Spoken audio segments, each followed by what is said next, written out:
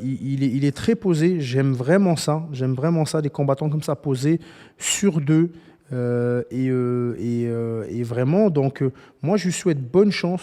Je suis 12 fois, 11 fois champion du monde de kickboxing. Ok, on enlève ça. Mais du coup, toi, c'est du judo. C'est le judo ta discipline de prédilection. D'accord. Du coup, tu peux nous montrer tes 11 médailles d'or de judo? C'est parce qu'il le fait bien. C'est un showman, mais à la Conor, mais il le fait bien. Est-ce qu'il mérite d'aller à l'UFC? 100%. Il y a un 9-0. Pourquoi il ne mériterait pas d'aller à l'UFC? Il y en a qui sont rentrés à l'UFC pour moins que ça. Donc, bien sûr qu'il mérite d'aller à l'UFC, mais je pense qu'il a choisi une autre voie. Salut les amis, bienvenue dans un nouvel épisode, d'une nouvelle vidéo de Better Talk with Abdel. Aujourd'hui, en fait, on va parler, je vais regarder, j'ai la tablette, on va regarder une petite vidéo que je trouve super intéressante. C'est Mouloud Achour, donc Click, qui est le chroniqueur de Click, le boss, le patron de Click, qui a invité Baki à propos de sa rencontre contre Cédric Doumbé. Et donc, je trouve ça très intéressant. Donc, je vais regarder la vidéo en même temps sur mon iPad et je vais pouvoir vous commenter ça. Et on va regarder ça ensemble et on va voir ce que ça donne. Let's go! Ils veulent voir le petit jeune qui monte contre l'ancien qui veut encore rester là et prouver. Donc c'est pour ça que je pense que les gens ils kiffent de ouf, quoi. Déjà, Baki, jeune combattant prometteur, étoile montante française qui quand même qui a du talent, prometteur. Il y a deux choses sur lesquelles, une petite parenthèse. Il aurait pu être signé à l'UFC. On a vu des gens moins bons signés à l'UFC. Il aurait pu monter contre Cédric, donc il y avait deux choix. Moi, je pense qu'il aurait pu faire sa route à l'UFC et puis montrer qui il est. Mais là, il a décidé d'affronter Cédric. C'est intéressant comme choix. Je pense qu'il y a sûrement il y a un bon chèque du PFL, ce qui est tout à fait normal. Et ça va être un bon challenge pour sa carrière. Donc, il y avait ces deux choix-là. Il a choisi cette voie-là, mais peu importe, il va sortir gagnant, même s'il a une défaite ou une victoire. Mais on va dire une victoire, boum, il a tout gagné, il peut rentrer à l'UFC avec un autre niveau de palier. S'il a une défaite, ben quand même, il a affronté Cédric et donc il va ressortir, puisqu'il est jeune, il va ressortir avec plus d'expérience et rebondir avec ça. On continue la vidéo. Ouais. Vous avez 22 ans, vous avez 7 mois quand vos parents quittent la Tchétchénie en guerre. Est-ce qu'ils vous ont parlé de cette époque? Bien sûr, on m'a beaucoup parlé de cette époque. C'était la guerre, parce qu'en 2001, c'était le moment où c'était la deuxième guerre de Tchétchénie. À cette époque, je m'en rappelle, mon père, je m'en rappelle pas, mais mon père il m'a expliqué qu'il y avait beaucoup de bruit de tir la nuit, des explosions, etc. Je me réveillais dans la nuit, en fait, je pleurais, etc. 2, 3, 4 fois par nuit parce qu'il y avait des explosions. Mon père, il me disait souvent au reste de la famille, j'espère que son mental, il va pas prendre un coup. J'espère qu'il va pas avoir des comment on appelle ça, tu sais, quand t'as des traumatismes. C'est ça, des traumatismes en grandissant, quoi. Et du coup, il s'avère que non. Mais c'est clairement des questions qu'on peut se poser parce qu'en Tchétchénie, en tout cas, la capitale, Grozny, elle a été élue la ville la plus détruite du monde par l'ONU, je crois. Baki évoque, en fait, dans cette vidéo, son enfance. Il a quitté 7 mois la Tchétchénie. Donc, la Tchétchénie, Khabib, Khamzat, Islam, donc tous ces grands noms des arts martiaux mondiaux. Donc, il a quitté à 7 mois la Tchétchénie. Son père, si je me rappelle bien, je pense son père, donc les deux gars, son frère est footballeur, et lui, footballeur professionnel, si je me rappelle bien, et lui, ceinture noire de judo et combattant pro d'MMA. Donc déjà là, on va dire que c'est un peuple de guerriers. Tchétchène, c'est un peuple de guerriers. Ça, tu peux rien dire là-dessus. C'est un peuple, c'est des soldats. Quand ils se mettent dans le sport, là, c'est des assassins. Ça, on ne peut pas leur enlever. Est-ce que le judo, c'est l'inverse du trash talk, du MMA? Je dirais pas que c'est l'inverse, parce qu'aujourd'hui, le trash talk fait partie intégrante du combat, du monde des arts martiaux. Mais on ne verrait pas deux judokas se manquer de respect, ça n'existe pas. Non, après, le judo, c'est pas aussi médiatisé que le MMA aussi. C'est ce qu'il faut se dire. Aujourd'hui, la raison pour laquelle il y a du trash talk dans le MMA, c'est parce que c'est très médiatisé et les combattants, ils veulent encore plus faire monter la hype, etc., quoi. Il a raison là-dessus parce que on est dans un univers qui est comme ça. Il faut parler pour être vendeur. Malheureusement, c'est un virus. Et moi, je pense qu'on s'en va à notre perte. On fait plus parler qu'autre chose et on a perdu de notre ADN, on a perdu de notre valeur. Donc, sur ça, je suis complètement d'accord avec lui. Et c'est pas parce qu'on se trash talk qu'on se manque de respect. Tu verras jamais deux personnes qui vont se taper pendant 30 minutes dans un ring, dans une cage, puis pas se prendre dans les bras après. Tu verras jamais cette chose-là arriver.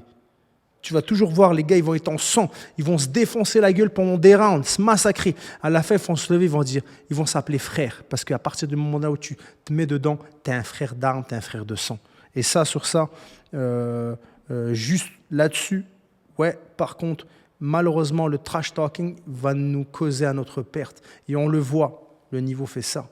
Le niveau mondial de l'art martiaux mix fait ça. Et une des raisons principales, c'est le trash talking. C'est la première personne que vous voulez rendre fière? Ouais, mon père et ma famille, c'est vraiment les premiers. Ouais. Et votre mère, apparemment, elle a la peur de vous voir combattre. C'est ça. Ma mère, elle n'est pas fan du MMA. Elle est fan de voir que je gagne. Mais le fait de savoir que je vais devoir combattre, etc., forcément, c'est une maman. Hein. Voir son fils prendre des coups, donner des coups, devenir quelqu'un de violent, ça inquiète. Mais le fait de la voir heureuse quand je ramène la victoire à la maison et de voir qu'elle a un fils qui est fort, moi, ça me fait plaisir, tu vois. C'est intéressant, la façon dont il parle de la valeur familiale. On va dire que dans ces pays, cette culture, ils ont une valeur familiale très, très, très, très forte. Et tu vois que le papa les a élevés à la dure. Tu vois, même nous en Méditerranée, les parents disent il n'y a pas de je t'aime, il n'y a pas d'émotion, on n'exprime pas ça. Tu gagnes une médaille, ouais, c'est ça, vas-y, va faire la vaisselle, connard. Donc c'est vraiment pas. J'exagère pas en fait, mais des fois ils vont pas nous montrer ou nous le dire, mais on le voit dans leurs yeux à quel point ils sont fiers. Mais là c'est intéressant en fait, la valeur familiale, ce qu'il a créé leur père avec eux, puisque rappelons que c'est une famille de sportifs professionnels et ils ont une grosse valeur familiale et ils y tiennent. Donc on voit que le respect est omniprésent. Rappelons-le, par exemple, Javier, l'entraîneur d'Eke, le meilleur gym au monde, voire l'un des meilleurs gyms au monde, pour moi, meilleur gym au monde. Rappelons-le que Eke a eu beaucoup de champions de Strikeforce, l'ancienne promotion que l'UFC a rachetée, qui était au même level que l'UFC. Ils ont eu Luke Rockhold comme champion UFC, Islam, Khabib, DC, Daniel Cormier, ils ont eu Ken Velasquez, t'imagines, autant de champions UFC dans une salle. Je te parle même pas des champions Bellator, etc., etc. Et lui, il a dit, tu as AKA Team et les gars sont très solides. Et tu as les Daguestanais qui sont encore plus solides. C'est une région où ils ont vraiment une valeur, ils sont entre eux. Et quand tu as posé la question, il dit, mais on le voit jamais celebrate, Khabib. Il dit, they don't celebrate. Et il dit, leur truc, ils adorent être entre eux, faire ce qu'ils ont entre eux. Il dit, il n'y a pas de celebration. Il dit, ils vont, ils dorment, il dit, puis ils font leurs affaires, ils mangent des hamburgers et des pizzas, c'est tout. Et ils relaxent. C'est ça leur célébration. Et c'est un peuple qui a une énorme valeur familiale et amicale. D'accord ? Vraiment une valeur amicale et familiale. Une petite anecdote. Dans un UFC, il y a Aboubakar qui se bat, je pense, le grand frère ou le cousin Khabib, qui se bagarre contre Khamzat. C'était une bagarre. On le voit c'était une bagarre, une bagarre générale. Et sans chaud, etc. À la fin de l'UFC, ils sont tous en rang. Khabib, Islam, on les voit en tout cas, on ne me rappelle pas exactement l'ordre. Et ils ont eu un coup de fil de Kadyrov. De tonton Kadyrov qui leur a dit « Attention, tu l'as vu celui-là? Tu ne l'as pas vu. D'accord? Fais attention. » Donc, et ils sont tous excusés, et puis ça a été comme ça. Alors, ils ont vraiment une grosse valeur familiale. Moi, j'apprécie ça énormément, en tout cas, de cette valeur familiale, de respect, etc. Et l'un des plus grands remerciements qu'un enfant doit donner à ses parents, c'est juste de faire ce qu'il faut. Vous n'êtes pas obligé d'avoir de l'argent, mais juste de faire ce qu'il faut. Faites ce que vous aimez, mais faites-le à fond. Tu n'as pas besoin de me dire merci, juste fais-le, that's it. C'est ce qui compte. À tel point qu'on se demande, les combattants de MMA vont-ils devenir les sportifs les plus influents ? Qu'est-ce que vous en pensez ? Bah, franchement, c'est vrai. Après, ce qu'il faut se dire, c'est que le MMA, c'est un sport très nouveau. Je crois qu'il est apparu maintenant il y a une trentaine d'années maximum. Donc forcément, ça peut que exploser de plus en plus. Après, est-ce que ça va devenir, est-ce que les combattants MMA vont devenir les sportifs les plus influents? Je ne sais pas. Mais c'est clair qu'on monte bien. Et après, je pense aussi le fait qu'on combatte dans une cage, qu'il n'y ait pas de règles, c'est quelque chose qui fait plaisir aux gens. C'est quelque chose qui, tu sais, depuis la nuit des temps, même à Rome, à l'époque, il y avait les gladiateurs, ouais. etc. C'est un peu ce truc. Les gens, ils aiment bien voir deux personnes se battre, se faire du mal. Vous aimez les films de gladiateurs? Ouais, moi j'aime bien les films de gladiateurs. Ouais. C'est une vanne dans un film que j'adore. Y a-t-il un pilote dans l'avion? Contrôle d'Anvers, montons à 42 000 pieds pour vol de croisière. Reprenons contact à la verticale de Lincoln. Terminé. Joey, tu aimes les films sur les gladiateurs? C'est intéressant comme question. Les combattants de MMA vont-ils devenir les sportifs les plus influents? Je reviens sur ce que j'avais dit avant. On n'est pas des influenceurs. On est des combattants. Payez-nous. Payez-nous. Il faut nous payer, oser à la juste valeur, c'est tout. Payez-nous, on n'est pas influenceurs. De nos jours, tout le monde est influenceur. Tout le monde est influenceur. Tout le monde est créateur de contenu. Créateur de quoi? Créateur de contenu de quoi? De cuisine, de quoi? De t-shirt, de quoi? Donc, non, chacun sa place. On n'est pas des influenceurs. On influence nos fans, oui, mais par notre travail, par notre motivation, par notre discipline, par notre mode de vie, pas par notre qualité de niveau de combattant, pas par autre chose, pas parce que je dois ramener une crème à raser et je me dis que je suis influenceur. C'est bien c'est bien dans un sens de, par exemple, gagner de l'argent comme ça, mais ça doit toujours rester dans le côté sain, tu vois. Donc ça c'est différent. Moi, j'ai un ami à moi, lui, par exemple, lui, il prend pas de contrat si ça il prend pas de contrat si c'est quelque chose qui fit pas à son image, qui convient pas à son image. Et ça, c'est grave. Ça, c'est très bien. Ça, c'est super. Mais quand tu prends pour gagner de l'argent, à un moment donné, c'est là où on se perd. Donc, influenceur, oui et non. Si ça nous permet de gagner de l'argent et de revenir comme avant l'UFC, tu avais le droit à ta bannière, des logos sur ton short, avant que tout le monde se fasse ken de tous les côtés, que maintenant, tu es juste payé avec des cacahuètes. À l'époque, tu avais 70 à 80% de ta bourse, ça venait des sponsors. Tu pouvais faire un 10, 15, 20, 50 000 juste avec tes sponsors tranquilles. Maintenant, tu n'as plus rien. Reebok, il est venu, et l'UFC, ils ont vu que tout le monde faisait de l'argent, ils n'étaient pas contents. Boum, je prends l'exemple de l'UFC, rien contre eux. Astaghfirullah, bislikum, alhamdulillah. Bref, mais ça, c'est... Tu vois, donc si prendre le côté influence pour gagner plus d'oseille à l'extérieur, je suis complètement d'accord avec ça. Donc, oui et non, tout dépend comment. Mais quand tu prends une patate dans la tête de Cyril Doumbé avec des mitaines taille 4, certes, tu auras toujours la même tête comme ça. Et à l'hôpital, ça sera pas pareil. En vrai, moi, je m'en fous de ce qu'il raconte, le mec. Ce qu'il va raconter, c'est ce qui va se passer dans la cage le jour J. Tu vas dormir dans le lit. C'est comme ça que ça va se passer, Baki. Je te le dis. Est-ce qu'on arrive à rester insensible face à ces provocations? Oui, clairement. Bah, moi, personnellement... Parce qu'il fait un sacré travail de sap sur les réseaux. C'est surtout du pressing qu'il fait, ouais. Et moi, personnellement, ça me fait rien, ça me fait rire surtout. Parce qu'il est là, il y a rien de méchant, en vrai. Il m'imite et il donne son pronostic, quoi. Parce que c'est mon adversaire, il dit qu'il va me mettre KO, etc. Et moi, personnellement, je le prends plus à la rigolade. Et dans tous les cas, on a le combat pour régler ça, quoi. 13-27. On a un échange en fait de vidéos sur des podcasts ou en ligne avec Cédric Doumbé et Baki, où Baki dit dans le top 5, top 10, il n'y en a pas un qui s'appelle dans le monde, il n'y en a pas un qui s'appelle Cédric Doumbé. Et après Cédric lui dit quand tu prends une patate de Cédric Doumbé, moi cet échange, moi je l'aime beaucoup parce que c'est sûr que Cédric, c'est un peu le French McGregor, vraiment comme ça. French Conor McGregor, mais il délivre. Franchement, il délivre, c'est-à-dire qu'il livre marchandise. Ça, on peut rien dire. Il livre marchandise. Mais Baki, de l'autre côté, il a bien raison de ne pas jouer le jeu, de ne pas être trash talk. Et franchement, si tu te trouves même... moi, je trouve qu'il est bon de ne pas rentrer dedans pour rester concentré sur ces choses. Maintenant, des fois, exemple, Tu as des combattants qui vont pas être bons au trash talk, ben ils le font pas. Mais quand tu n'es pas bon à quelque chose et tu veux le faire, tu vois, ça passe pas. En fait, c'est que tu fais juste rendre l'autre meilleur dans ce qu'il fait. Donc là, c'est intéressant qu'il rentre pas dedans. Le fait de devoir marcher vers la cage avec les gens qui crient du coup t'es mort, etc. Ça peut les mettre dans une situation où au lieu de voir un adversaire en face de soi, ils voient un adversaire et 20 000 personnes contre soi. Moi, je pense la meilleure chose, c'est de rester lucide. Moi, c'est ce que j'arrive bien à faire, à dissocier les choses. Bien sûr, il y aura des gens qui crient Baki t'es mort, mais ça fait partie du truc. C'est comme quand il y a des gens, ils sont là à un concert, ils vont chanter, etc. C'est le public, c'est normal. Moi, mon adversaire, il n'y en a qu'un seul et il sera avec moi dans la cage.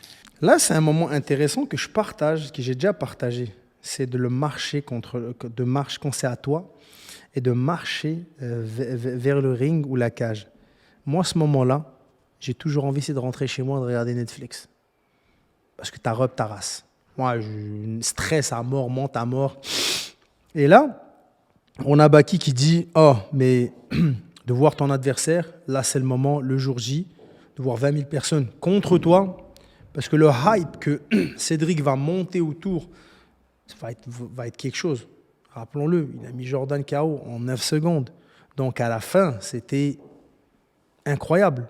Maintenant, dans ce combat-là, qu'est-ce que ça va être? Ça va être quelque chose. Mais Cédric ne doit pas se louper dans ce combat.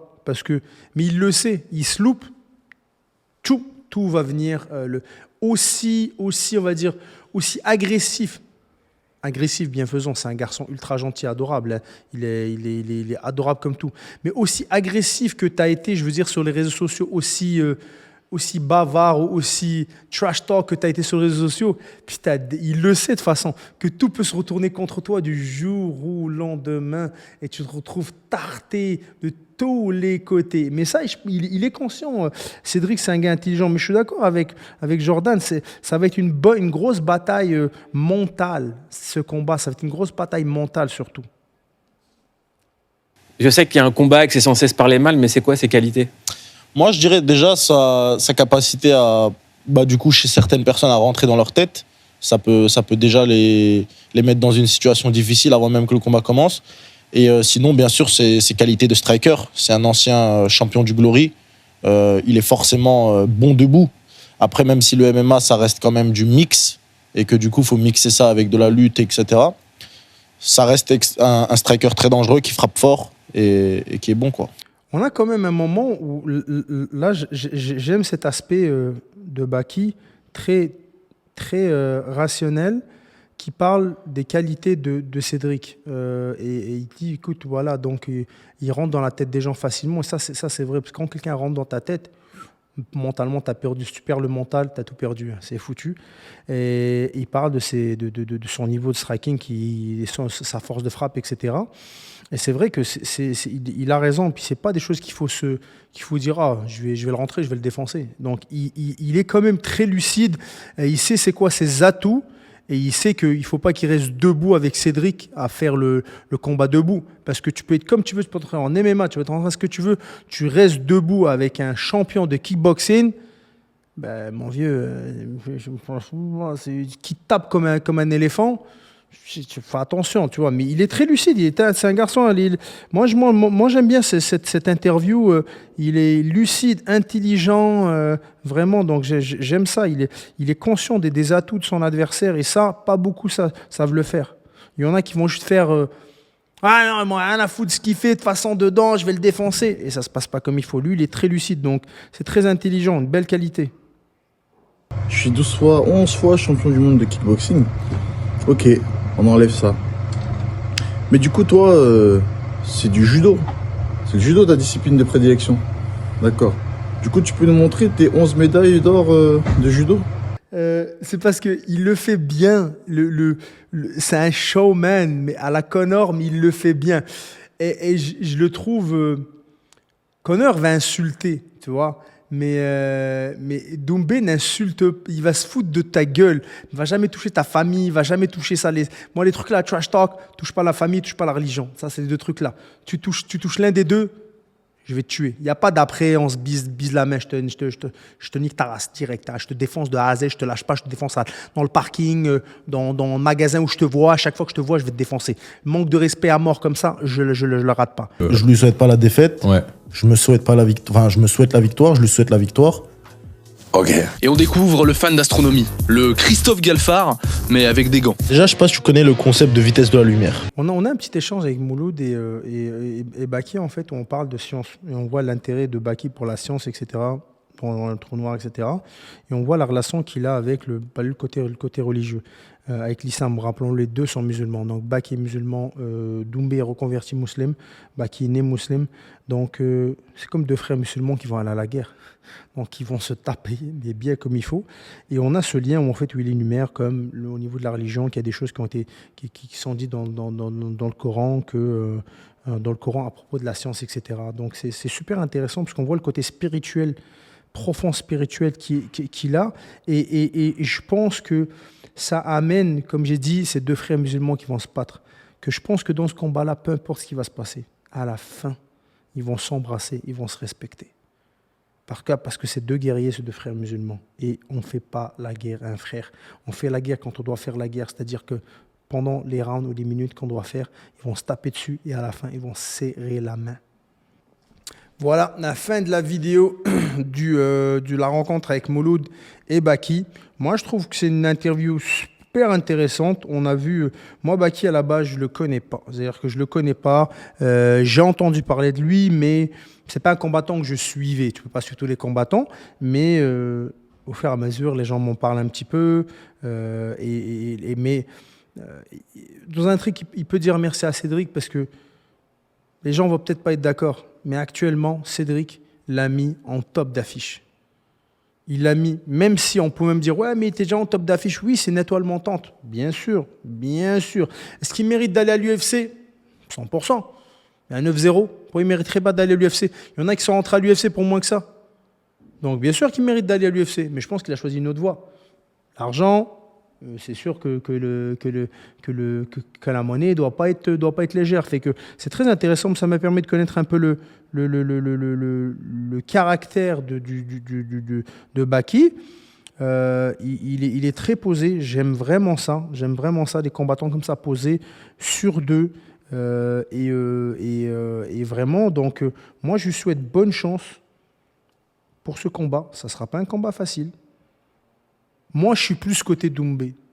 C'est comme ça. Est-ce que tu aimes la salade ou les pâtes ? Ça ne se discute pas. Tu es toujours en train d'aller. Est-ce que maintenant, s'il gagne, je vais être pas content ? Pas du tout. Pas du tout. Je vais être content pour lui parce qu'il aura fait, comme ils disent, no matter what, peu importe, ça sera un beau match. Donc, peu importe ce qui se passe, donc qui gagne ou qui perd, qui gagne, je serai content pour lui.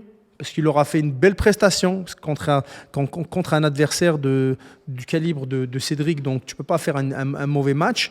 Et je ne pense pas que ce sera un mauvais match. On ne voit pas de scénario de type prendre le doigt dans l'œil, les trucs là. Non, je pense loin de là. Je pense que ça va être un match à la loyale. Il y a un putain de combat. Cédric gagne, je serai content. Lui gagne, je serai content. Et même dans la défaite, je vous dirais, de l'un ou l'autre, je leur souhaiterais le meilleur du meilleur. Lui, il a 22 ans. S'il perd, il va apprendre de sa défaite, il va rebondir. Et ce n'est pas ça qui ne va pas le faire signer à l'UFC. Parce qu'il vient de perdre contre Cédric Doumbé. Donc, ce n'est pas non plus n'importe quoi.